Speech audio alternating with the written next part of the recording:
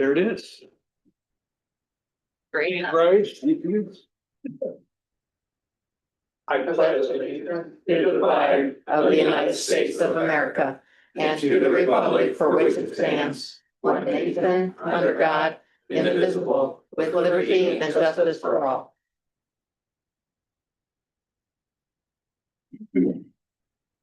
Roll call, please.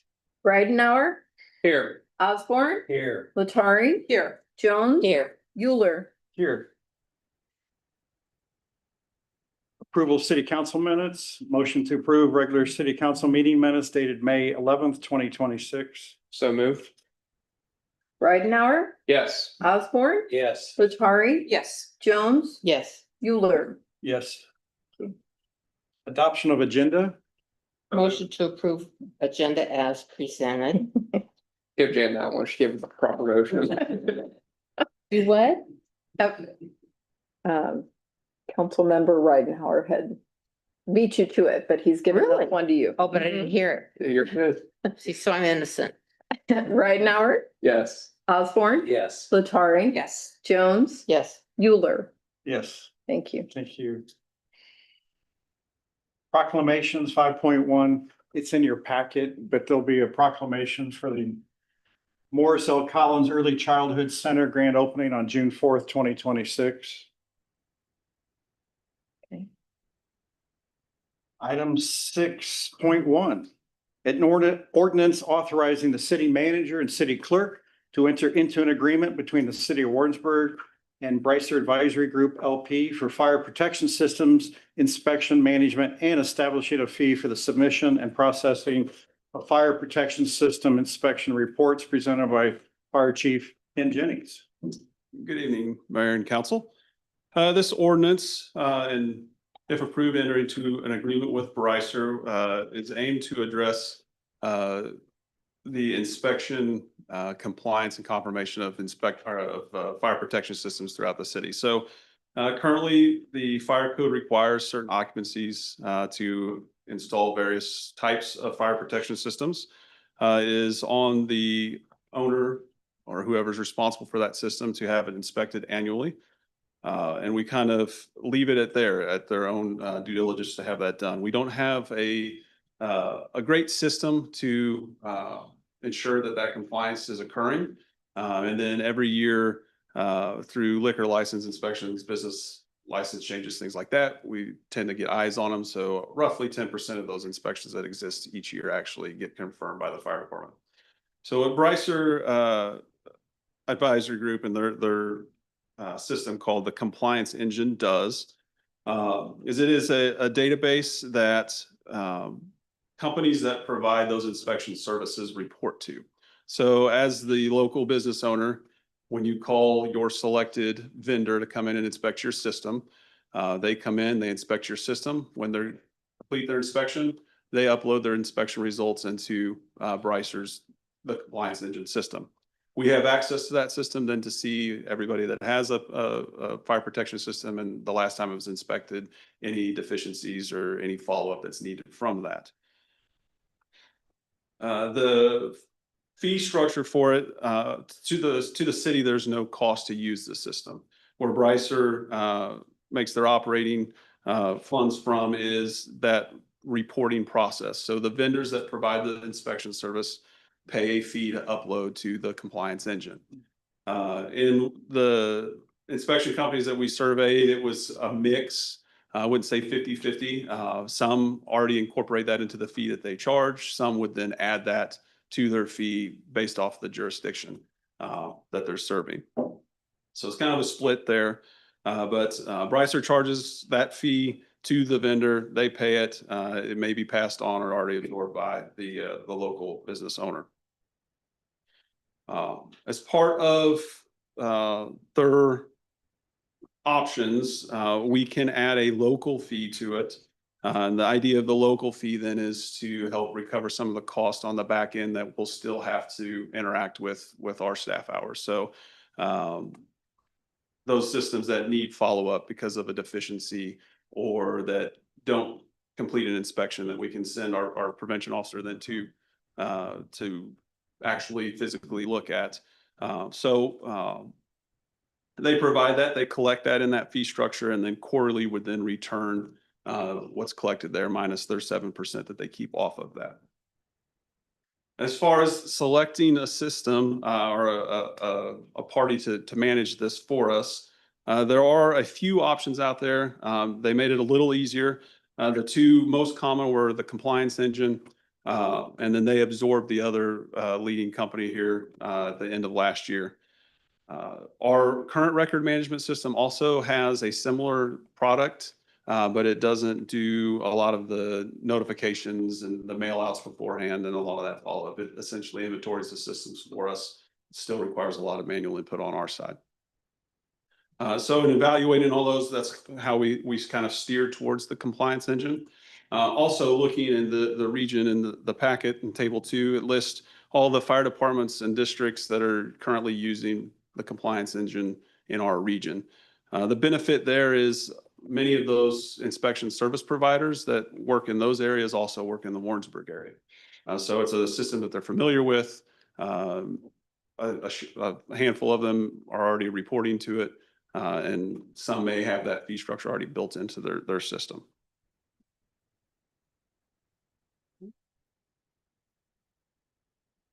So with that, the fee structure that we've put together includes the $27 fee for Bricer, and that's per system. So if you have a hood system, that would be a one upload charge. If you have a sprinkler system, that would be an upload charge. So each type of system would require that fee. The $18 fee from the city side is determined by just the number of systems that we currently have on record, and the hourly rate of our staff. And we took the staff cost, divided that by the number of systems to come up with that $18 is where we have established that fee. So most systems that exist would be a total submission with both Bricer's fee and the city fee of $45 per system. Us getting that $18 minus that 7% quarterly. The benefit of the system, again, is just with our staff allotment that we have now, it's going to maximize that efficiency of that position, allow them to really hone in on those areas that need the deficiency follow-ups, the non-compliance, that kind of stuff.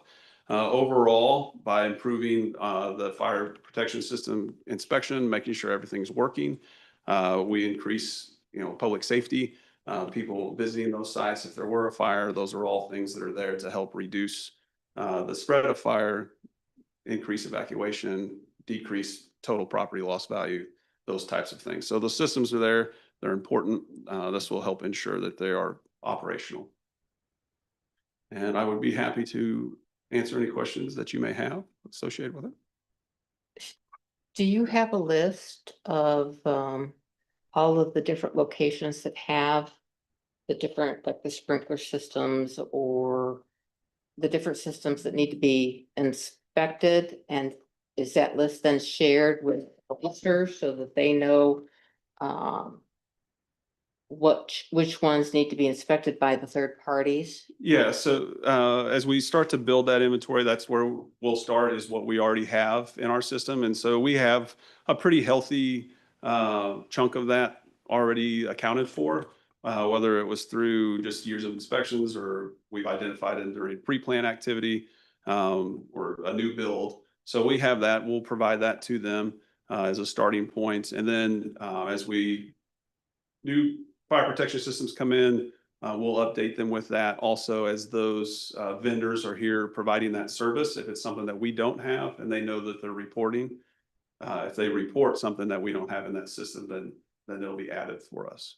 And this includes also like the large manufacturing or distribution centers? Yes, there will be some exceptions on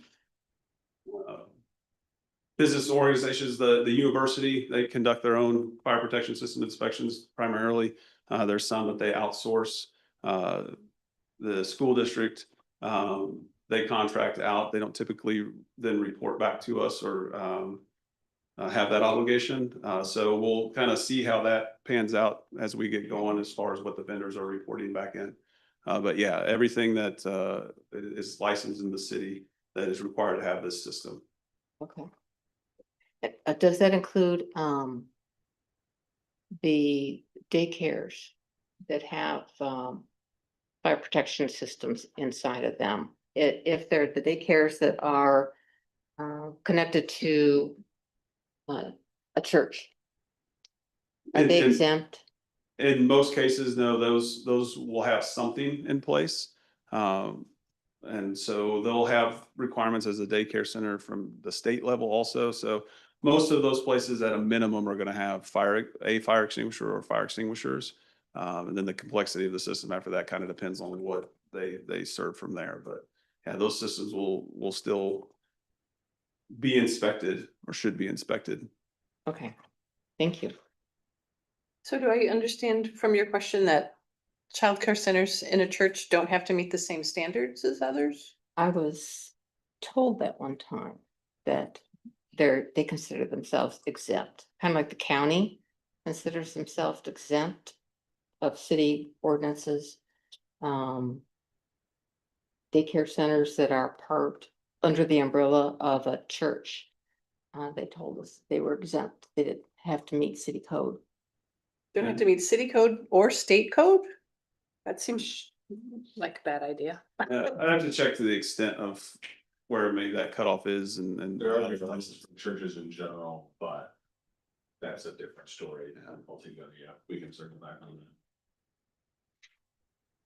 Just curious. Okay, good question. If I may, and I apologize, but I got a little bit.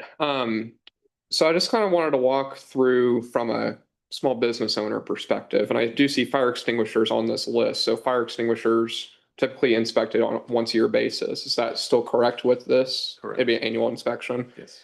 And then looking in the fiscal impacts, the program is funded through submission fees paid by third-party inspection vendors. So whenever I ask the inspector to come through, test our fire extinguishers, then they would remit the fees to Brycer. And then they would invoice their inspection fees, Brycer fees, and the city fee. Is that correct? Correct. If it's not already included in their fee structure, and like I said, on our survey, it was kind of split. Some just assume that they're reporting, so it's built into their fee structure. Others do not, and it's based off their jurisdiction, whether it's required or not. So yeah, it ultimately could be passed down then, yes, to those. So my main concern with the proposed fee schedule is, just looking at it from the perspective on what I've been spending for the last several years. I mean, this is over double what I was spending right now just for an inspection. We're asking for a lot of fees here. And then if you start adding all this up, you get to some larger businesses. You look at some of our restaurants downtown that have to have the fire extinguisher or fire sprinkler systems and things like that. These fees look like they can add up pretty quick. Is that? Yeah, it's definitely been a consideration. We started exploring this option a couple of years ago. The fire departments are historically pretty terrible at generating revenue. It's not our business. So there's been a lot of consideration going to that. We understand that impact.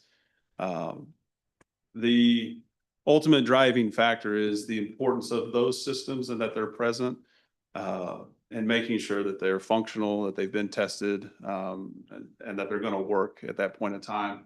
Hopefully business owners don't ever get to see the return on that investment by having an incident.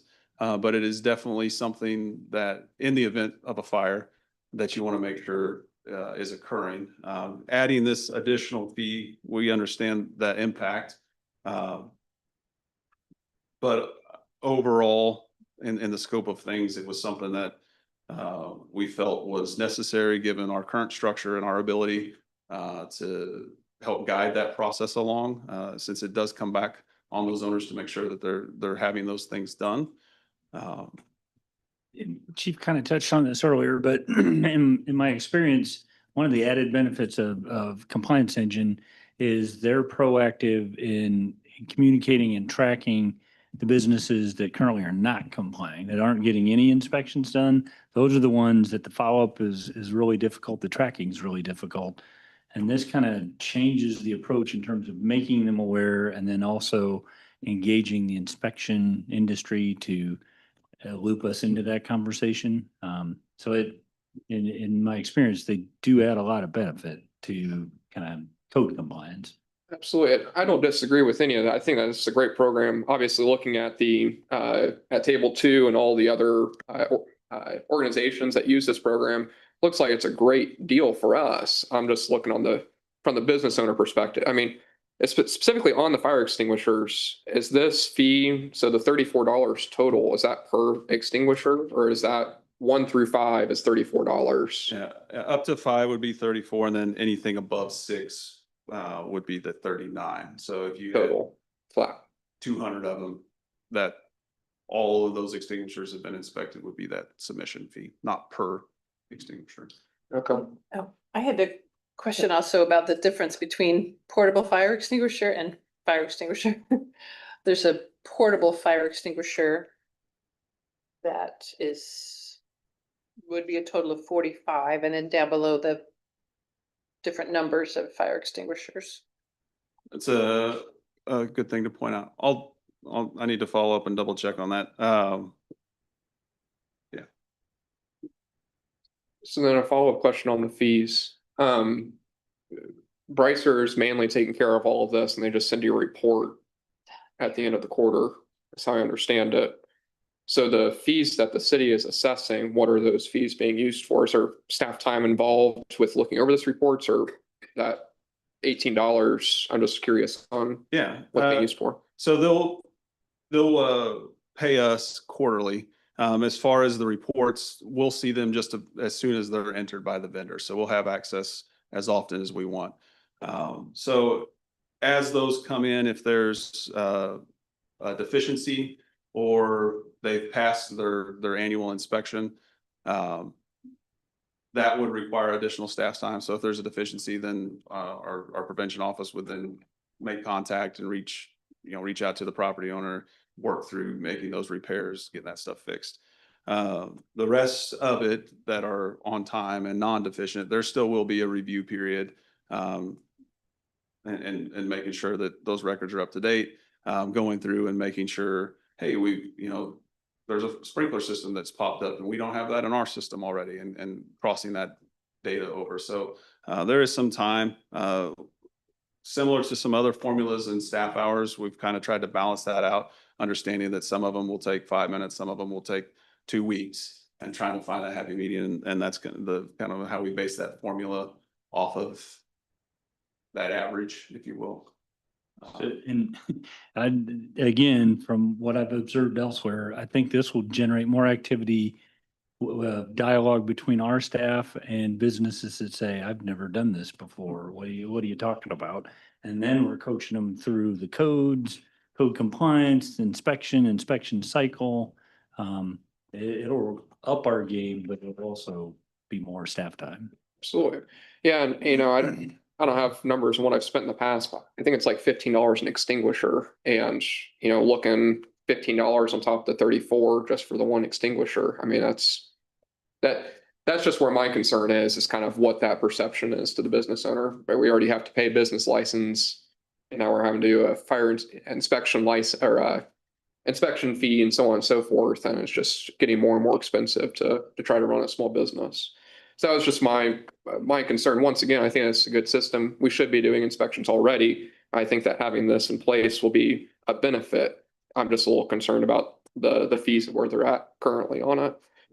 Another question I had was, what data are you collecting during these inspections? Are you just saying, yes, it's done, it's a check off, or is it more involved? Are you like blueprints and like mapping out where the sprinkler heads are, or kind of what's the scope? As far as what they're collecting, it'll be the address and the system type, locally the associated business name with it.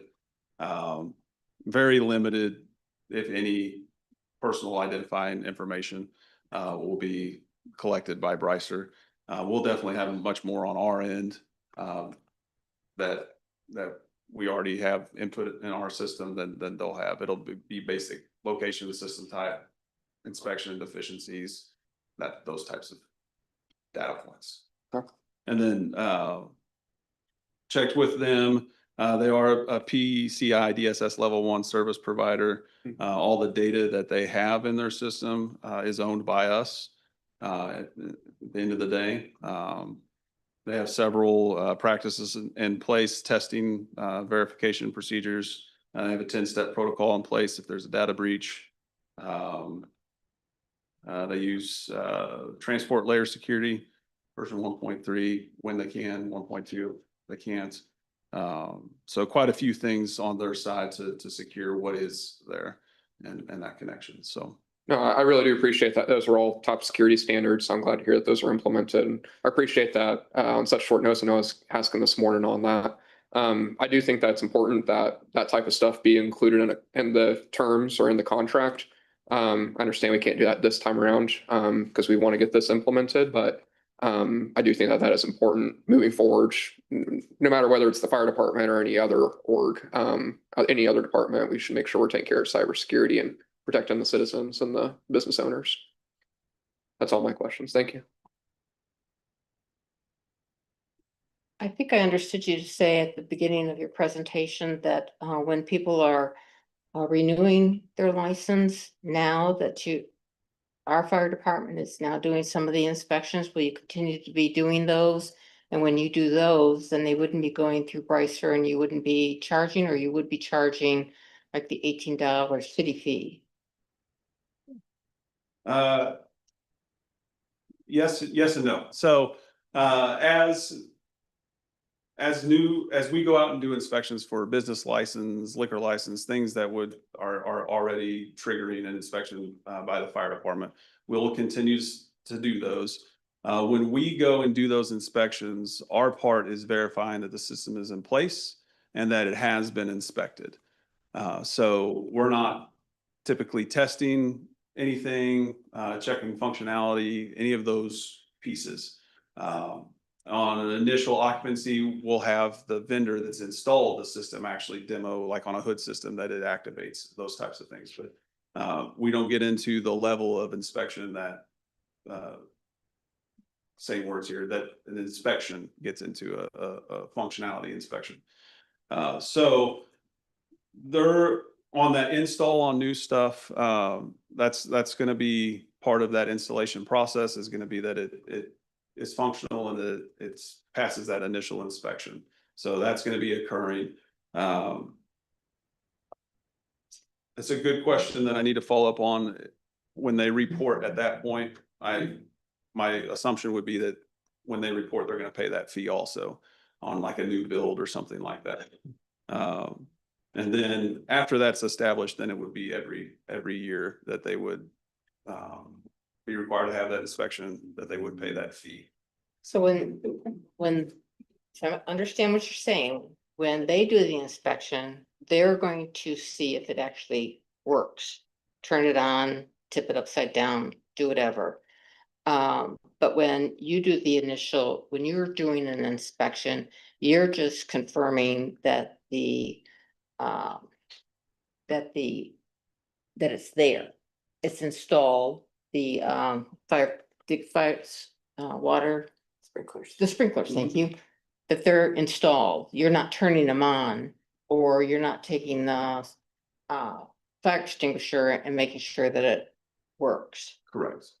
Okay. And we verify that they have been inspected by that third party. So they'll hang a tag on it, or they'll have documents that they provide us that show that a sprinkler inspection company had been there and tested the system. Okay, so there's, that process has been done, then you're going in and just confirming in order to get the license.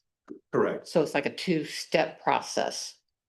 Correct. And that's why we're limited on what we physically see every year, because it's during liquor license inspections or a change of business or something that triggers an inspection. So those are the ones that we do see, and they're hit and miss. So if a business came in 30 years ago and they were good then, that may, unlikely, but may have been the last time we saw that system.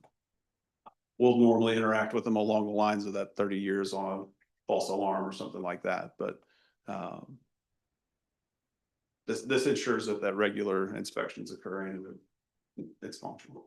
So and just to be clear, and I realize you haven't asked the question this way, but this isn't a change in responsibility from the code requirement. The code expects the owner is gonna engage a third party to do that level of inspection that you described. This is just a way to better track that and keep it on schedule. Okay. And to be more proactive rather than kind of Right. only able currently to be more reactive. Except for the time when the inspections happen regularly, but it's a way to get more information, more data about more places and to be able to be more proactive about Right. those inspections. And this information should be helpful. You can pull that information up. If you get an alarm for that particular location for a fire, you can pull up and see what they have available and when it was last inspected, so you know whether or not the sprinkler should be working or whatever. Correct, yeah, and that's where we pull a lot of that inventory that we'll give them initially is stuff that we've collected through pre-plans and identified this is here and that's there. But it should, yes, boost our confidence knowing that when we do hook up to the fire department connection, that it's not gonna blow it out of the back of the building because it's been inspected recently. Thank you. And I just want to ask one more follow-up question about the Absolutely. fees. So can you please remind me or restate currently businesses, locations that have some sort of fire suppression system are already paying some sort of a fee to a third party to do their inspection? I mean, if they're following ordinance, they're already paying a fee every year Yes, for something. And do we know what the average current fee is that those folks pay? Is that 27 kind of on par with what they're doing, or the 45 on par? I don't have exact numbers. It's gonna vary depending on the system and it's, just to be clear, what they're paying for now is that service for that inspection, is what they're paying. The fee or this fee to report, may or may not be built into a fee structure. Okay. So So like- that would be the change, Gotcha. potentially. It's like Max, what you said, paying for the inspection. I estimate, I think it's $15 an extinguisher. I think it's what I typically paid whenever I have my storefront. So it would be 15 plus the $34 just for one extinguisher. Gotcha. So what was that, $64? Okay, thank you. Sorry, $49. If I can do math. That's assuming also that your inspector is part of the Bryce system and reports into Bryce? They'll be required to, as this gets implemented, there may be one or two that fall between the gaps, but Brycer helps with that transition and notifying vendors that provide that service in the area of that requirement. So it'll take a little bit to get everybody actually reporting, but it should be fairly smooth, and a lot of that burden's put on Brycer. I know the conversation on the fees are going to be here in a little bit with the resolution, but since we're on the topic, is the city fees, there's nothing we can do about the Brycer fees. I think, is that correct? If we're going to use them, we have to give them their money. Correct. So on the city's fees, can those fees be assessed only if there's issues? Like if it's one extinguisher, we don't need to check that, it's just, yep, it looks good, check it off. It was 30 seconds worth of work. Is that something we can waive that fee? But if there's issues, then we can assess a fee after the fact or something. Just for those that are always compliant, year over year, $18 can add up.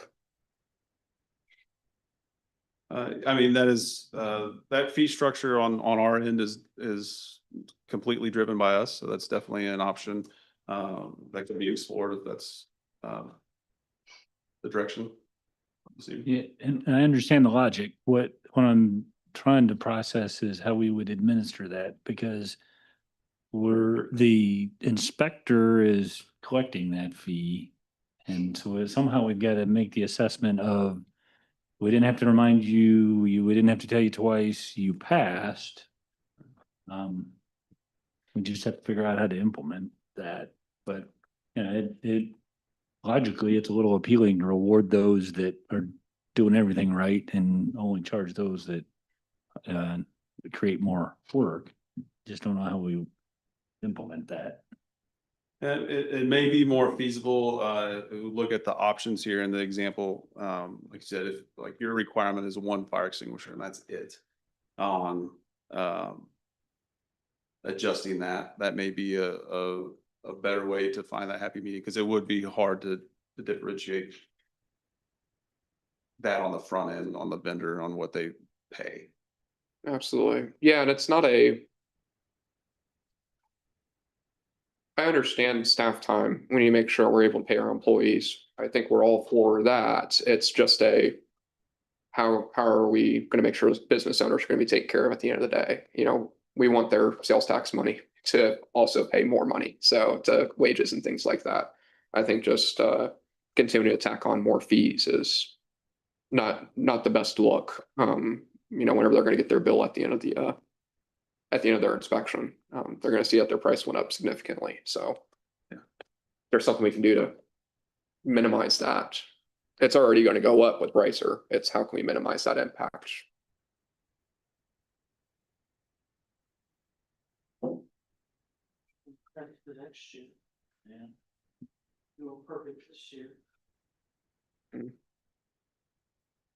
If there's some way to make it not so expensive for a small business, especially I mean, we can't differentiate between sizes of business, but if there is no issue and there's no real required follow-up time by staff, then it seems fair to me that that business should not be charged for staff time that wasn't used. But it sounds like it's complicated to figure that out, but Well, I don't know how you differentiate too. You know, you get up to some of these other 6+ extinguishers, while you get to some of our larger enterprises and, you know, they could have what, 30, 40, 50 extinguishers. And they're getting charged the same amount as the person with one. On the city side, even though it's gonna be a lot more staff time to look over 20 different things compared to the one extinguisher. I definitely see where you're going with it. And I appreciate the work that you put in on this. That's just my one concern with it right now.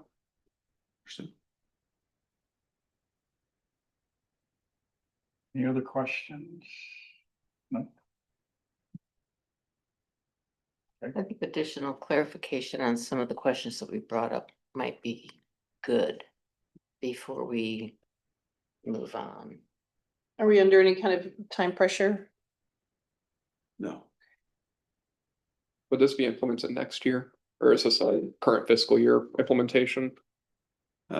Once approved, we would start working with Bricer to implement it.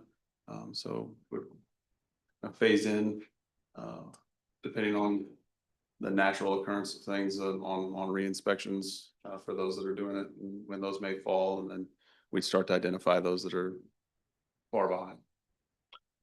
So just for the sake of continuing to move this along, now this is a first and second reading, but the fee portion of it is item 7.1. Is it possible to go ahead and approve the Bricer contract so we can move forward on this, but then hold off on the fees until next meeting to discuss questions? The fee item is just to incorporate the established fee with this item into our schedule, so if you want to discuss the fees, I'd probably recommend. Do it now. It's in section 3 of the proposed ordinance, establishing the $18 fee and then adopting. Understood. Thank you. It is in another item. Correct. Yeah. It's Well, part of the agenda. piece. So if this item were to pass tonight, that fee structure that it would establish would then, the next item would be to tie those fees, update the city's fee schedule completely to include these fees. So rather than have miscellaneous ordinances, you have to go back and find fees in, we've compiled them all in a fee schedule. So the second item would be amending the fee schedule to match what was adopted by ordinance. So the fee schedule that is on the agenda today already contains the $18? No, the fee schedule item that's on the agenda Does would not. take whatever fee is authorized by the ordinance and amend that document that is the fee schedule to add that fee in. So if you wanted, you could do first reading today, ask staff to come back with alternate fees. We can bring it back for second reading. And then if you took that approach, you'd want to postpone the fee resolution until we got fees finalized. And would that cause any hardship timing wise related to the fee structure? So then Do no action. We're not moving to No. second reading then, right? go to first reading and. Then yeah, then that, what we're doing is the first reading, basically, yeah, and. I mean, based on the discussion, you would just as easily simply vote it down and just bring it back. There's not really it gets more complicated to do anything other than just vote it Okay. down. Great. Okay. That's the cleanest answer. So move it to second reading and then vote it down. You vote it down on your first reading and we're done. And then it doesn't have to be on the next meeting's agenda. Correct. We can, Yeah, if you don't approve, because you haven't approved the first reading, you just have the first reading. right, So you don't approve the first reading, we don't move the second reading and that's that. So the motion is But we don't need. a to motion. approve the You first don't need a reading, motion at all. It's already pending. This is the discussion waiting for the vote. the action. Yeah, So just one clarification. go ahead. You made the motion to approve yet? No, Oh, okay, so then you would need the motion still. I would still, it's easier to just make an affirmative motion to approve. That way a yes is a yes and a no is a no. If you vote to disapprove, then a yes is a no and a no is a yes. I'm just trying to figure out what we're approving. Cause it was just a first reading, so we're not approving or denying anything. we're not right? approving anything. You're approving the ordinance by first reading, which you have to do to get to the second. So if you say, I move to approve this ordinance, you then would vote. If it fails, then the ordinance is dead. And they can bring it back Correct. later.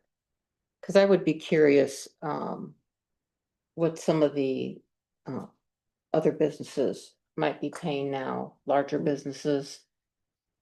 Paying now to have inspections done and how this might impact the larger businesses as well as some of the smaller businesses. You're not actually, you don't really want to take action on this exact ordinance later. You're looking for something different from what the discussion has been. So it doesn't really behoove you to table it, leave it for later, just vote it down and move on. So just one clarification, we don't get tripped up by reconsideration later, do we? No. Okay. The other thing I'm curious is if, It'll be a different ordinance. if somebody is always gets their inspection done, always passes their inspection, doesn't have any problem with it, can we credit them for the next inspection, the next year's inspection?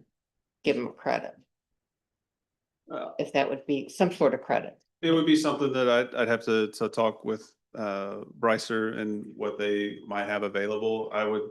I would say it would be challenging on their end to communicate because they don't know who's going to be doing the inspection. So to be able to communicate that and say, hey, you don't need to charge them. They've got a credit from last year. So I think that level of challenge is probably a business that they're not in because it's going to eat into their time.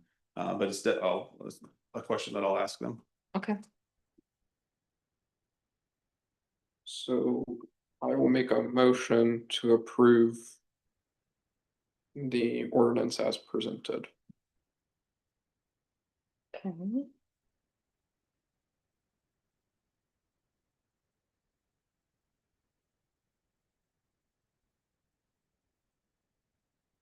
So we're not going to second reading, which is, Assuming we're gonna, the outcome of the vote that's about to happen is in the negative, not to the second. So out of speculation, what if it does pass? Then what happens? Cause Let's find out. It would naturally go to second reading at that point, and okay, you also could not move it to second reading and then let it sit online at that first reading.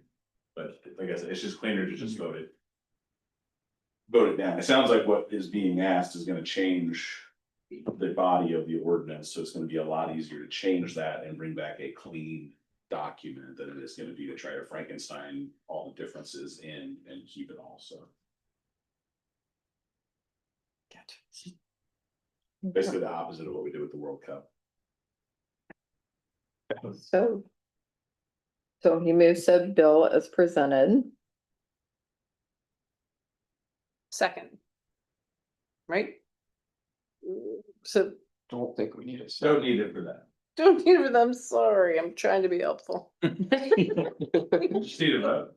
There's no more discussion. No worries. So now we just vote. Ridenhour, No. Osborne, No. Latari, No, Jones, No, Euler, Yes. motion to approve failed.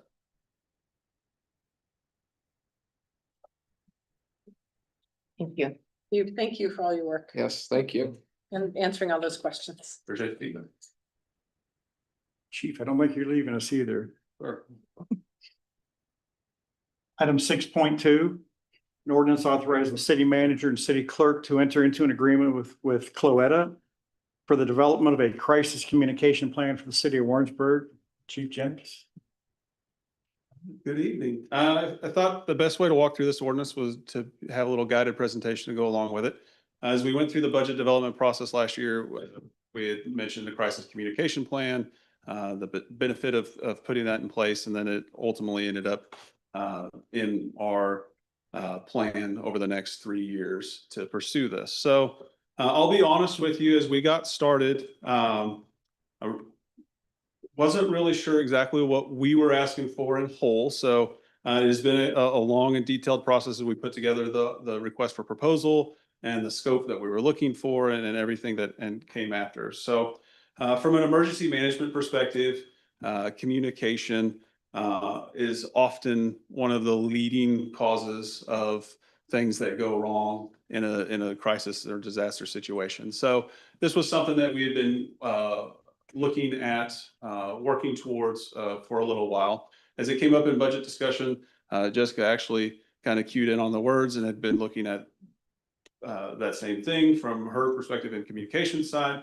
So it came together quite well as far as the timing on putting something together. So as I said, we included in this year's budget, it was put in as a general fund reserve project. So this year and the 2 fiscal years after, providing that that continues as planned. So kind of the overall vision was to create a comprehensive and actionable plan that can be used at all organizational levels, so top to bottom, to improve communication during crisis and provide accurate and timely information to the public, so that we're reducing the loss of life, damage to property, and the impacts to the environment, so that we're resilient as a community, survive the disaster and then recover quickly. So it's kind of the vision, the goal that we were set out to achieve. So we sent the initial RFP out in February of 2026. We asked in it that the plan be developed over a 3-year period and broke that down into year 1 being internal communications, year 2 being external communications, and then year 3 being a comprehensive crisis communication plan, tying everything together going forward. So we asked that they provide a very detailed project approach. We asked for their experience, previous experience working on this, the qualifications of their team members, all of that. In total, we had 8 firms submit proposals, which was more than I initially anticipated. And they were healthy 40 to 50 pages each. So as we assembled the 5-person team to review them, there was quite a bit to read through and absorb. So that review team was Jessica Bimberlo, Jody Schneider, Emma Miller from the police department, also doubles as their PIO, Jeremy Banway from fire, doubles as our PIO, and then myself. So as we started reviewing, we did that individually, read through each proposal. We had established questions beforehand, our grading criteria. So as we went through it, we graded against those criteria. We each came up with our overall score. So those were based off of a lot of those things that we asked for, their experience, what the detail of their plan, how they're going to communicate with us, what their fee structure look like, what deliverables were going to come. All of that was put together. So each evaluator scored those. And then we combine those, all weighted based off the importance of those questions. And so you can see there that breakdown. Shaletta came in top as far as the combined score from that group, and then working our way down through that. After that review, we met as a group and discussed some pros and cons, things that we saw, and kind of laid out what we wanted to do next. So the logical thing to do would be then to compare scores and then what we had budgeted and what was proposed. So breaking it down that way, we ended up selecting 3 firms to do interviews with over the internet that fell within that budgeted range over that 3-year period. So Shaletta, the Resiliency Initiative, and Raftellus were all interviewed by our team. Following that and those discussions and what was presented there, we ultimately reaffirmed essentially our scoring that Shaletta provided the most comprehensive package in what they were going to be delivering. So Shaletta did receive the 4th, or they had the 4th lowest proposed cost, highest score. The lowest bid or proposed cost was Jump at $59,000. They also had the lowest score, presented a good package, just didn't meet all of the things that we needed. Didn't really get down to the scope of what we were looking for. So Shaletta is based out of Oklahoma City. Been in the business for 17 years. Their project profile is impressive. They've had a lot of involvement throughout the country. One of the things I think that the team liked the most about it, and looking at what we were doing, is they have subject matter experts for everything that we do as a city. So fire, police, administrative side, public works, the whole gamut. So as those SMEs, as they call them, are needed throughout this development process, they're people that are experienced both in that field and communications, which I think was a big driving factor in that selection. And then their extensive experience with stakeholder collaboration, which is a big part. So internal communication is going to be huge, but that's only as good as us being able to then get it out to the public and the folks that we serve. And their experience there was very impressive also. So what are we getting? What is a crisis communication plan? So instead, we broke it down over 3 years. First year will be the internal communications. So they'll start by doing an internal communication audit, kind of looking at what exists, what policies, procedures we have, what roles are, how we communicate as it is today. Start mapping out how that communication workflow goes. So start identifying what we need to correct and can streamline. What communication platforms exist or what might be beneficial. A big piece of it will be templates, the toolboxes that we're going to need in those times of crisis, where we can grab the box or the folder or the files, and we have a press release template and all of those available. Review policies, making sure that those are meshed up. Department specific notification flow charts. So if this, then that, call this, if they're gone or they're absent, those types of things. Even getting down into meeting types, what type of action requires or needs this type of meeting or collaboration, and who's involved in those. And then start developing some training modules then to implement that internal communication workflow. Moving into year 2, a lot of similar pieces as far as the audit and working through what exists and what we need to have. But then it's going to expand out to the communication platform guide and what works best to hit what stakeholder, how we engage the media, communication system guide, the escalation matrix. So we've started here, we did, but now we've progressed to this. So we need to do these things and map a lot of that out. Work on our PIO policy and clean that up across all departments of the city. That playbook, so building that basic structure so that we know where we're starting and know what audibles we're allowed to call within those plays. Looking at the website from a crisis comm perspective, not so much anything else, but what's available, what's there, what can be accessed. an interesting thing on the external communication piece was the listening strategy. So how do we receive that feedback? How are we hearing our stakeholders? How are we engaged and picking up maybe those gaps that we're currently missing? The trusted messengers. So who are those people in the community that we need to be able to pick up and call to get a message out? Social media policy, and then that external messaging template. Year 3, which is the bulk of the cost, is going to be tying all of this together, putting all that whole system together. A lot of that is going to be tying not only those pieces together, but then starting to build the exercises. So as we get these things all put together, we'll bring in all the stakeholders and start running those exercises, be able to test the communications plan, make modifications that they see are needed as that comes together, and get it refined so that it is exactly what we need, and then give us the tools to continue to maintain that. It'll be a very living document, like all plans in emergency management should be. Things change pretty quickly. So they'll give us the tools to be able to do that. They'll end up on site running those training exercises with our staff.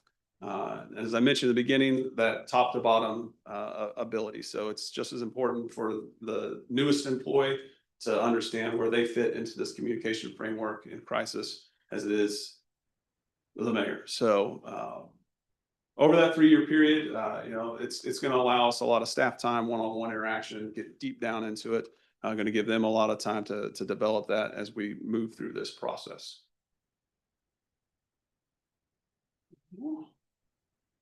The agreement that's attached to the ordinance tonight to enter into some key things that it does for us. It sets the price for us, so that annual price and then the max price over a 3-year period. The payments are tied to key deliverables. So we receive a product and then we'll pay.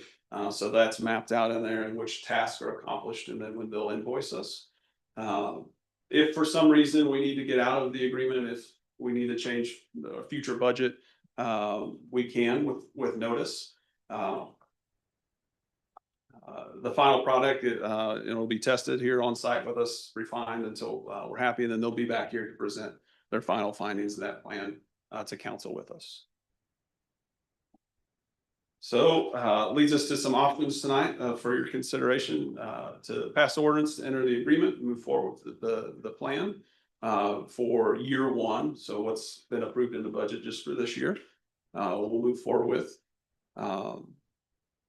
Postpone any other consideration, direct staff to seek some additional firms, direct us to reject all the proposals and start over with some different criteria or refined requirements if you so desire. Choose not to move forward with Shaletta, or choose not to do a crisis communication plan. So those are some options. I believe, I don't know if Troy with Shaletta ended up joining or not. If you had any specific questions for our project manager or would-be project manager, he was going to join tonight. I'm sure we could get him in here, but I'd be happy to answer any questions. Yeah, in the organizational chart, who's at the top of this that would fall under? As far as managing the project, Yeah. Unfortunately, I believe a lot of that will be on me to help guide this process through. But as they start working, it's going to be involved in engagement across all departments, department heads, down to the folks that each one of those departments feels is important in that process of that plan development. Does this also help with the certifications that we do to have this in plan or in place? Certifications, no, not specifically. It will contribute to, so as we move forward, the next revision of the local emergency operations plan, communications section of it will be added there. It will definitely supplement all of those things that we're doing now. Yeah, I think it can also be helpful in a disaster declaration, that whole process of the county designation, state designation, federal designation. Not to say that you have to have a crisis communication plan to do that, but I expect that'll be part of the process in terms of what you need to be doing when and who needs to be thinking about that. So we have a bare bones structure right now, obviously, to move forward over the next 3 years, and then this just builds on that to Yes, improve it. Yeah, this gets much deeper in the weeds and we'll Mhm. build out a very structured framework. I mean, we have lines of succession, we have general understanding of chains of command and communication. What this will really do is map that out so that there's absolutely zero question. And who's responsible for what in the absence of them, who does this type of event or this type of scenario. These are the things that we do. Here's how we unify our social media platforms. Here are our existing communication platforms with the school district or the university. How do we access those? It puts all those on paper so that in moments of crisis, and you can go to the chemical release and you go there and here's our steps, here's our actions, here's the news media, here's how we get those stakeholders in the community, and lays that out for us. And then how often does it need to be updated? I would expect that recommendation will come from this process on how often that we need to do it. Current, the closest thing, if you will, is the local emergency operations plan, and it's every couple of years that it's revisited. I'd say there will definitely be components in the plan that require more frequent attention for specific people that may be in there, but I think the idea is to at least get a lot of that framework in the who, and we can kind of plug in the who exactly. Yeah, what positions, in other words, do what, but yeah. And as social media and other things change, you know, there'll be other things that need to be updated along the way, but Just wanted to say thank you for putting this together, especially going through the whole selection process and all that. It was a lot of great information to read through. So thank you for that. Appreciate it. Move to second reading by title only.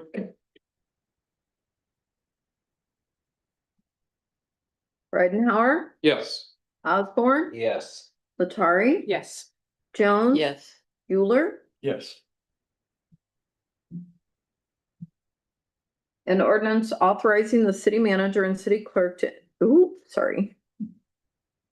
enter into an agreement with Schloetta for the development of a crisis communication plan for the city of Warrensburg, Missouri. This is for adoption or rejection. Ridenhour, Yes. Osborne, Yes. Latari, Yes. Jones, Yes. Euler. Yes. Thank you. Thank you. Thank you. Thanks, Chief.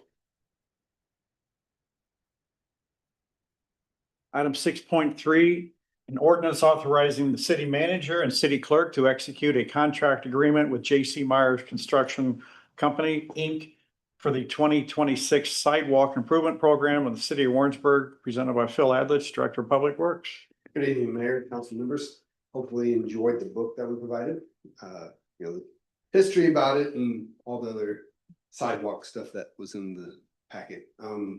This is coming before you to get approved for contract with J.C. Myers Construction to perform sidewalk improvement, connectivity, accessibility, and walkability through Warrensburg.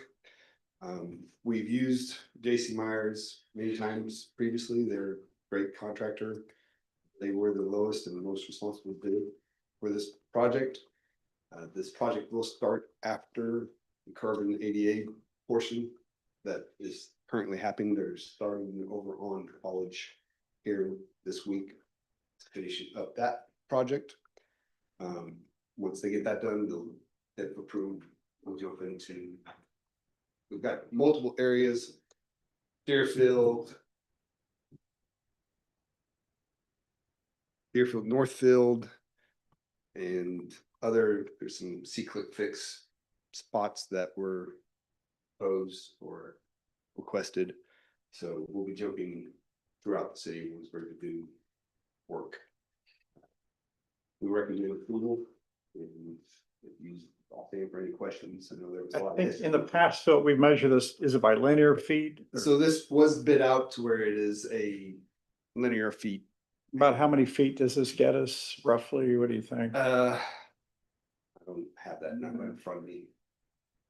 In years past, it was like 2,500 to 3,000 square feet. Do a little quick math.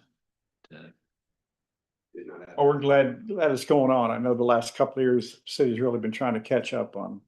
Last couple of years, we've tried to focus on a whole street concept, but we got behind on some of the areas where there's trip hazards and areas that really need more attention at this time. So that's why we're sort of jumping around.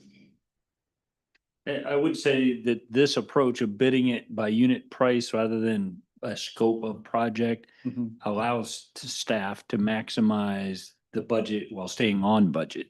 If you did a scope, you'd either end up over budget, under budget, you wouldn't hit the number right on. This allows us to, in the field, figure out how much the curb work is needed and just continue to progress until the budget's fully expended.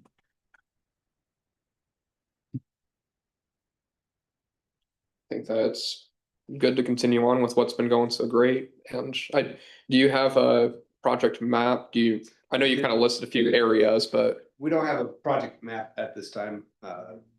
We were waiting to see as we go along, because as we get to the certain areas, Deerfield, and we're gonna talk to the contractor and they're gonna get the slope, make sure that we can hit everything, so it might extend by a 4-foot panel or cut off by a 4-foot panel. And as we go along and spend the money, we'll do a section, get the bill.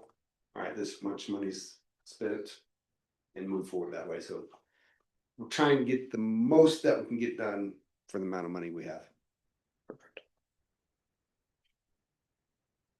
Questions? Nope. Motion to move to second reading by title only. Thanks, Phil. Ridenhour, yes. Osborne, Yes. Latari, Yes. Jones. Yes. Euler. Yes. An ordinance authorizing the city manager and city clerk to execute a contract agreement with J.C. Myers Construction Co. Inc. for the 2026 sidewalk improvement program in the city of Warrensburg, Missouri. This is for adoption or rejection. Ridenhour, Yes. Osborne, Yes. Latari, Yes. Jones. Yes. Euler. Yes. Thank you. Thank you.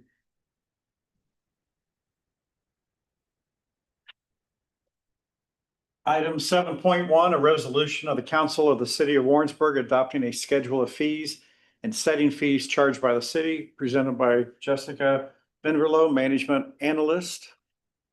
So this would have incorporated that admin fee for the fire program into the schedule of fees, so I would recommend either tabling it or voting it down, depending on what Adam recommends. So thank you. Thank you, Jess. Thank you. Motion to approve the resolution as presented. Ridenhour, No. Osborne, No. Latari, No. Jones, No. Euler. No. Thank you. Which one failed?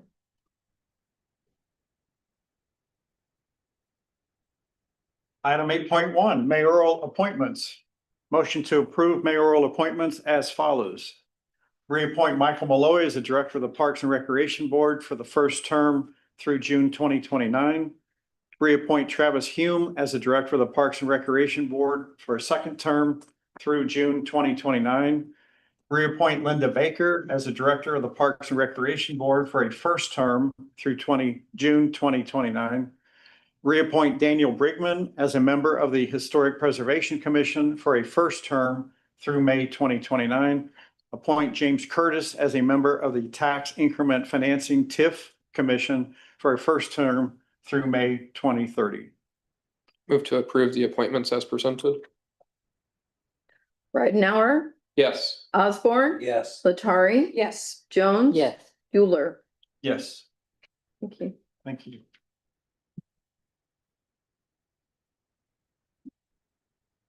Thank you. So appearances to the council not listed on the agenda. We have, Mhm. two people, Monda Reynolds. You just come up, state your name and address, please. And you have 3 minutes. Thanks. Lonnie Reynolds, 407 East Gay here in Warrensburg, Missouri. First of all, I want to thank you guys for what you do, because I know it can be thankless and it's not an easy job. So thank you. And thank you for letting me speak to you tonight. I come here as a concerned citizen, a concerned parent and educator, and a proud member of People Over Politics. I've owned a home here for over 35 years and I've voted for over 45 years. I guess I was blessed at the time period I was born because it came after women were allowed to vote, own property on their own, participate in sports, and after D. Hudson. It was when those coming to the US were afforded the same rights, such as life, liberty, and the pursuit of happiness. If you work hard, you could achieve the American dream. But recently that has changed. Not only are we not welcoming as many people into our country, but we're often deporting our own citizens, judging them by the color of their skin, basically anyone that isn't white. Women's rights are also being taken away. People are being arrested for verbalizing their thoughts and opinions, and this isn't progress. It isn't the law. We're going backward. Even in our own state, we the people vote for or against an issue, and our governor ignores the people's vote and does what he wants, breaking the law. As I've participated in peaceful rallies here, I've always felt safe because of our law enforcement officials. Everyone that is a US citizen should be allowed to vote, and that's being challenged. Challenged by different boundaries being drawn, by trying to convince people that casting your vote and voting by mail can be rigged somehow. I'm confident that we have secure voting in our county and in our country, and it's naive to think anything differently. I've heard Diane Norcross Thompson speak enough and explain all the safety measures that occur during an election. However, there are those that try to intimidate some to keep them from voting by voter suppression, changing the rules and boundaries to keep certain people from voting. We at People Over Politics want to ensure that our city, county, and law enforcement officials will continue to do everything they can to ensure that the right to vote safely will continue today into the November midterms and beyond for all. Thank you. Thank you, Monda. Thank you, Monda. Appreciate it. Sarah Smith, is that correct? Yeah. Just state your name and your address, please. My name is Sarah Smith and my address is 302 Lawson in Warrensburg, Missouri. Good evening. I appreciate you taking the time to hear my concerns tonight. In the past year, we've seen ICE mobilized in major operations by the federal government. Their operations have targeted not only immigrants who have failed to go through proper channels to obtain visas or citizenship, but also United States citizens and naturalized citizens. Shocking photos and news stories about wrongful detainment, unjustified search and seizure, excessive use of force, and racial profiling have dominated news cycles. As we prepare for midterm elections in our communities, it is important to ensure that we preserve election integrity and safety and do not allow interference. Recently, there have been conflicting statements from federal officials regarding the potential use of ICE at polling locations. While some have said ICE will not be deployed, others have declined to rule it out and often cite voter fraud as justification. Data compiled by the Heritage Foundation, a conservative organization, shows only a very small number of verified cases of voter fraud. Over several decades, including 30 confirmed cases in Missouri since 1982. Voter fraud is not a widespread issue in our elections and certainly not significant enough to justify ICE presence at the polls. Our country unfortunately has a long history of targeting marginalized voters through intimidation and interference in the voting process. I think this, paired with recent events, has created concern surrounding upcoming elections. And it's important that we not allow history to repeat itself. And the only way to do that is to have very clear and open lines of communication in our communities. As United States citizens, voting with confidence in free and fair elections is a right that we should all cherish and protect. We owe it to our community to ensure that every eligible voter can cast their ballot safely, confidently, and without fear of harassment or intimidation. Voting should not feel like a risk. It should feel routine, secure, and protected.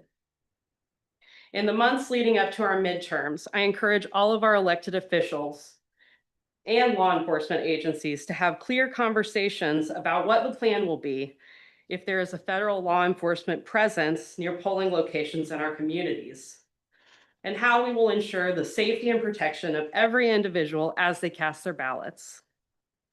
Protecting our election process is about so much more than a vote. It is about preserving and restoring trust and upholding the constitutional rights we enjoy as citizens. I will end by saying that I'm so glad to live in a community that I feel safe to voice my concerns and create meaningful dialogue with elected officials, law enforcement, and community leaders. I will do my best to continue to use my voice and my privilege to advocate for my friends that don't feel the confidence and the same safety that I enjoy to speak out. Thank you so much for your time. Thank you. Thank you, Sarah. We always appreciate citizens, residents to come in and speak their minds and come here. So we always look forward to it. We don't get a lot of company some nights, so we appreciate you coming in here. Thank you. Thanks for taking the time. Miscellaneous matters from the mayor and or city council. Is that something that we have talked about, that law enforcement has talked about related to, I know there's been a conversation in the past, but concern about whether or not the Homeland Security might show up at our August or November Certainly election? let the chief speak if he wants to. The conversations I'm aware of were more about ICE enforcement and, concern about whether that was happening in our community. And I sense that we don't really have much in the way of communication Right. on our end to know until it plays itself out. But chief? That's exactly right. ICE has reached out saying that they're working in this area and they don't technically have to. Right. But we have good working relationships with most and all agencies, so hopefully, that communication will be open if they're thinking about coming to do something like that. I haven't heard of that at all from the law enforcement perspective, so.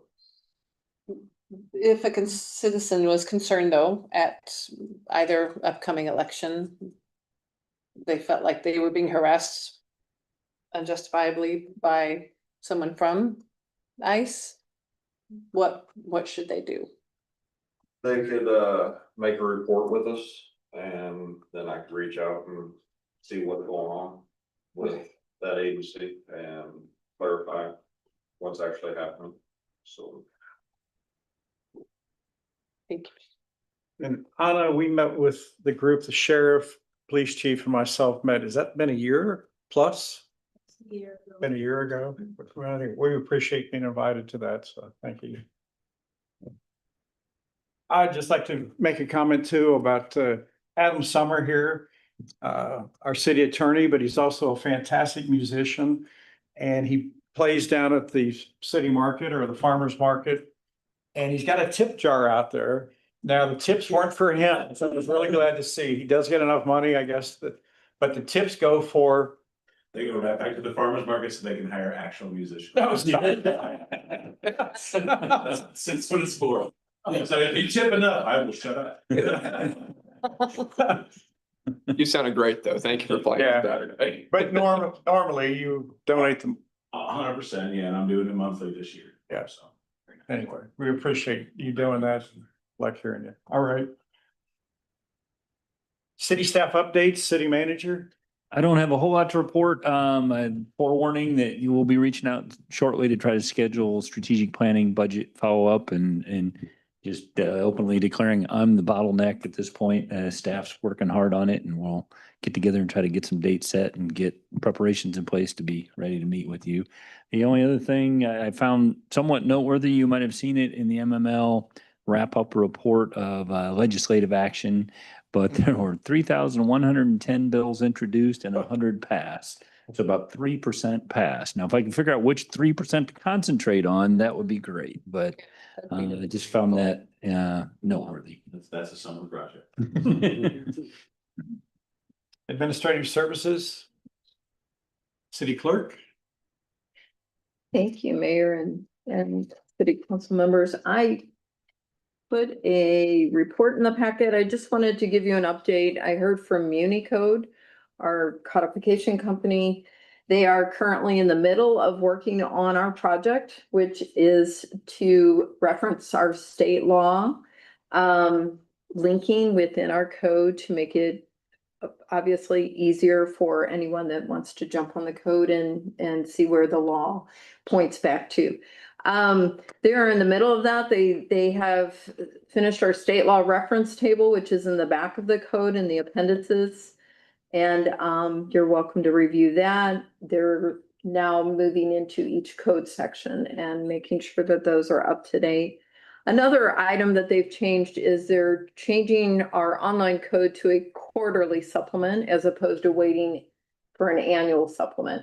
Our physical code books are still on an annual basis, but the online code apparently has gotten more efficient and better, which is great because, as you know, and you may not know, after each meeting and we adopt ordinances, they're giving the next day or within that week's time to Municode to place online.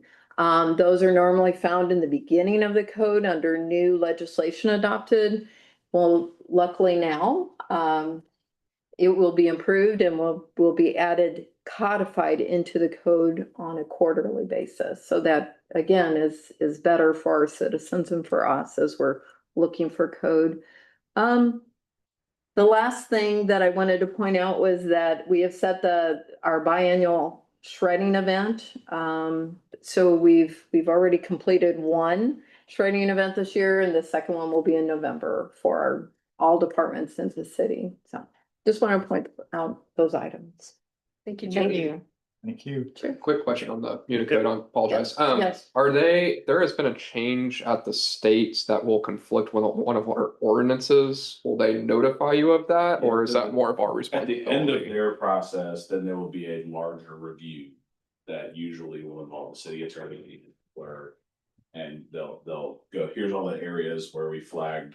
Do you want to look at this language? Are you sure about this language? What do you think about this? And then we may have a cadre of ordinances to come forward after that. I just literally almost exactly a year ago just finished Leeton's, and it took a long time to get there, but then at the end of it, there's a long click through of attorney action. So we'll get to that point. Yeah. And Unicode is the one that initiates that. Yeah, they do the Okay. initial review, and then it gets reviewed by them, we review it and get all of their flags as well before anything gets finalized. Nice, okay. Yeah. Thank you. Community development, Barbara, I have nothing additional. fire department, chief, gonna come back up again? Yeah. All right. I included in the packet a brief update that we received news that the fire trucks were gonna be a little delayed. I had some more exact dates come in this evening that I was gonna share with you. Chassis production is scheduled to start now August 11th. Be completed September 10th, body September 3rd. Final inspection is scheduled for October 6th. From there, they expect it in Carroll, Iowa for the upfit piece about the middle of October. So looking probably mid-November before it's both of them are actually here in Warrensburg. So work out in our favor a little bit because it'll exceed that 220-day contract period. So we'll earn around a few thousand back credit on, that large of a purchase. So I'm sure we can spend that in the upfit before it gets here too. So our own mud flaps Are those engines ready to go into service as soon as we receive, or is there still other things you have to do before they're in service? There'll be a brief period where we install equipment, get it mounted exactly how it needs to be, and then the training process that will go, just driving it, learning how to pump it, getting all those nuances worked out before they go right into service. So given that time of the year, maybe a month. So we'll kind of see how it goes. So aim for after the New Year's, what you're saying, for in service. It'll be closer, yeah, Okay. to that point. But yeah, we'll plan a push-in ceremony for them when we get them close. So. But even with the delay, we're well ahead of kind of the prior process by. Couple months, 4 years. Yeah, right. Yeah. Thank you. Thanks, chief. Parks department, Tony? I have to tell you, the projector worked perfect for Rotary. Yay. So, Thanks. very happy. Oh, thanks. Mayor, City Council, everybody, thank you for having us. Chris had a personal matter he couldn't attend. He wanted to let it, God, sorry. Busy weekend with Memorial Day. I don't know if you guys heard about it. We have we were closed Saturday for the cold weather. And we have a leak in our kiddie pool, right between the wall and the influent valve where it controls the intake of the going through the filtration system. We found a 3-inch crack. So, right before the wall, and it's before the lint in the skimmer basket. So, we're waiting on a company to come out hopefully tomorrow or Thursday to fix it. We don't know exactly the scope of how big the repair is going to be. So for Saturday and Sunday, Sunday, we are allowing people to go to the community center and use the pool for the younger kids, but the other attractions, so the diving well, the slide, and the lap pool were both open. So an update on that. Today was the first day of day camp, so that was really good. And then we're returning with our school lunch program. So not just our day camp kids, but anybody in the community that wants breakfast or lunch. We have a grant with the state of Missouri Senior and Human Services to provide free lunches for the students in Johnson County. So if anybody has any questions about anything that's going on, I can answer those. If I remember correctly, the indoor pool has backup pumps, which happened after the whole renovation and everything, but we don't have backup pumps for the outdoor pool. Is that correct? They're all on their own system. So like we had several weeks during the off season in the winter that we propane tested, but we tested only one system because they're all their own system, and it'd be like astronomical to pressure test all of them. So like when we started getting the water put in and started running them, this one didn't have any pressure, so we couldn't maintain the lines in it and stuff. But so if you have any specific questions, like the whole diagram, it's kind of interesting going in the pump room and all that stuff, but just trying to memorize all that myself. Gabe or Kaylin would be the best to answer that. But I mean, we do have some redundant systems for just like cleaning and stuff like that. But as far as actual backups for every single system, that I don't know. But I'd love to look at those diagrams. No, they're pretty intricate and stuff, just all the switches and the valves and all that stuff to turn off and drain and enter chemicals. So Very neat. So are you expecting just a repair of this pump then, or is it a full replacement? they're gonna try to patch it, but hopefully they're not having to like dig into the concrete, because then the price like skyrockets, or if they have to do anything with the wall, or if they have to completely cut out a piece and replace it. So But correct me if I'm wrong, it's more of a plumbing leak than. yeah, it's a pump plumbing leak. malfunction. We're hoping it's not a major one that they have to dig up the ground, but they can actually see it. It's close to the wall, but we're hoping we can still repair it. So Thank you. all right, thanks guys. Thanks, Tony. Thanks, Tony. Chief.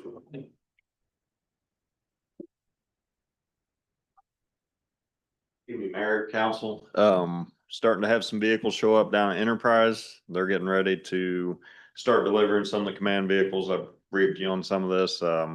We went back and forth on email, with Enterprise and, En route in regard to the upfitting this last week.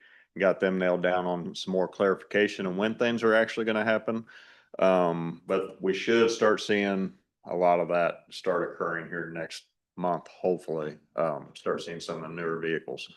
Our tasers, with Axon, we have our officers trained up on training the officers.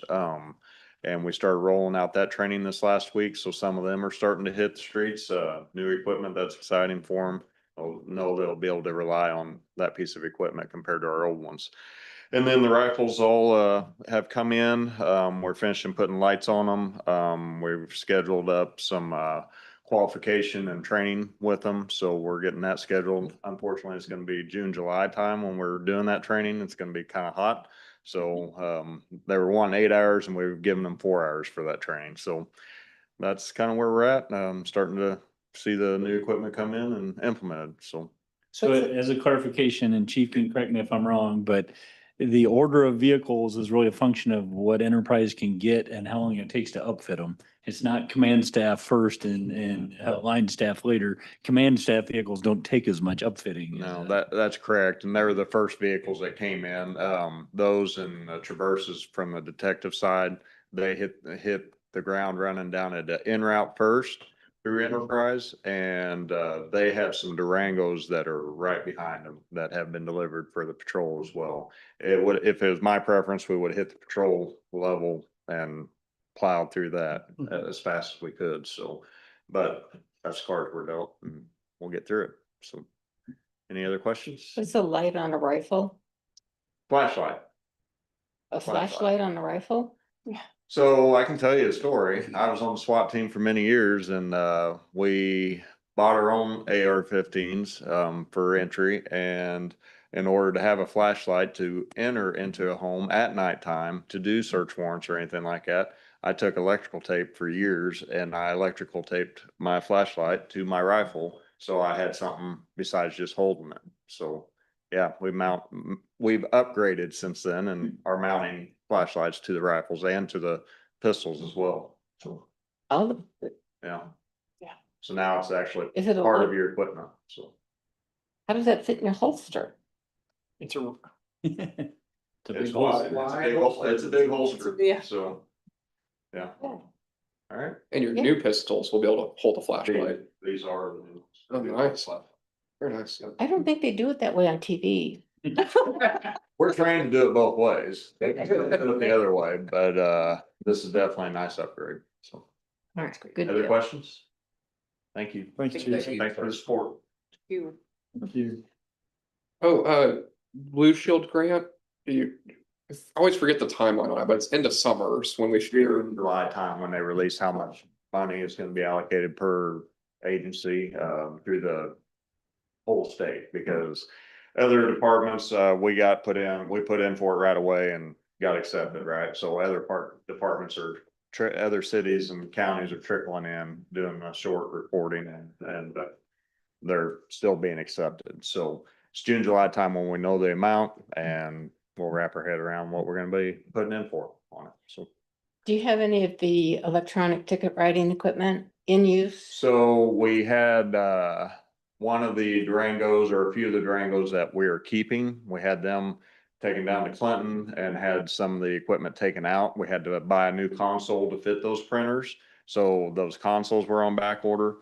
They were being implemented. I believe we might have got one back, but I haven't seen the ticket being wrote yet. And Adam, you haven't seen any electronic yet. Yeah, we're not yet moved to actual electronic editing, so it takes some time to get it all. So the console to fit that, it's a special order. It's a piece of metal. It's a square metal box that sits in the middle that fits all your radios plus that printer. So with some of those were on back order. Some of them. I want to say UCM started their process, gosh, it's been a while ago, and they just attempted to go online and still didn't fully go online yet. So, and they've been working on it for a while. That's a lot less cars. Okay. Yeah, and we don't just flip the switch. It's Okay. taking apart the vehicles and getting them re-upfitted, and that's it. We could have done some of the older vehicles that we're keeping earlier, but it didn't really benefit. I couldn't take them offline when we have other vehicles that we're trying to decommission and get down to the other upfitting company. So we got to still operate day to day. Okay. Thank you. You're welcome. Thanks, Chief. And whenever you say it's been a while, like 6 months, or it's been several years that they've been working. I would say it's a solid year that they've been working on it. Yeah, I have much more confidence in our process overall, but it does take some time. I know Knob Noster just went to e-ticketing and it was about an 8-month look. Now what they did not do is they did not also simultaneously start replacing fleet as well. So we've got a combination of fleet replacement plus equipment replacement all happening at the exact same time. And scale is significantly larger, obviously. we'll have a little And- celebration when that first Yep. electronic. Public Works. So You got some. right over. Yeah. So, We are still doing curb and ADA. Starting on college here this week. We'll move into sidewalk. Street department is actually doing some base repair on the roads that are gonna be mill and overlaid. They're at Hillman. They were at Hillman today. Hopefully they got a good portion of that done. At the plants for the plant expansion, the SBR number 4 at East Plant did pass. So it's not leaking anymore. No leak. So we're good. They are doing the reed bed. They've put liner in a couple of beds, and then they'll start adding the sand, rocks, and eventually the plants will go in there. So that's going well. The solar project, it is on hold until Evergy gives us the go ahead, and that is probably going to be mid-June before that is Evergy says, yes, go ahead. Mill and overlay is coming in the second week of June. So you'll start to see that. Missouri American Water has started their line replacement again on Mitchell. We're hoping that they do a better job with their traffic control. Today was so we're in communication with them. So that's going on. The camera truck or van has been taken and it's getting upfitted. We'll be very happy to see that come back, and so we can start using it a lot. Lots of other minor projects, if there's anyone you're Any interested. resolution on South Main Street? South Main Street, I went out to engineers to get some help because as manager suggested, we will probably look into not only repairing the culvert underneath it, but preparing for that widening of that street at a future date. So it'd be wise for us to spend the money now to get it looked at it by engineers, get the plan together, and so it's going to be shut down for a while. So On the mill and overlay, have we usually publish the streets that are. that was provided whenever we did the change order, but I can re-provide that. You already did that? Yeah. You already gave it to us? I gave it to you back in January or December when it was the change order, but I can re-provide that. You gave it to it, I'll look for it. We'll definitely want to communicate, locally or identify the areas as they progress. So we'll get the word out in advance. Yes, we will be posting social media posts and make sure that the community knows where we're at, milling, and then coming back and overlay. How is the stormwater emerging? The EC grant? Yes. So Joe was in communication with the state last week. They responded back and forth. They got some information and then we haven't heard from the state yet. They were talking that it would have to go out for public comment. Thank you. I wanted to say communication, but comment, and it'll be on there for a few days. And then once that closes, but we haven't heard when it's going to open yet. So hopefully the beginning of this next week, it'll go out on public comment. Okay. We're hoping. Yeah, hopefully. Thank you. Yeah, it's good to see Enrico the other day. Yeah. And Parks Department, fantastic. The bridge is fantastic, and wow. the Looks so ribbon nice. cutting was a very nice event. Yeah, it was. Yeah, it was Really great. It was well attended. good. Thank you guys for Thank being you. here. Yeah. That's a no. Okay, we're adjourned.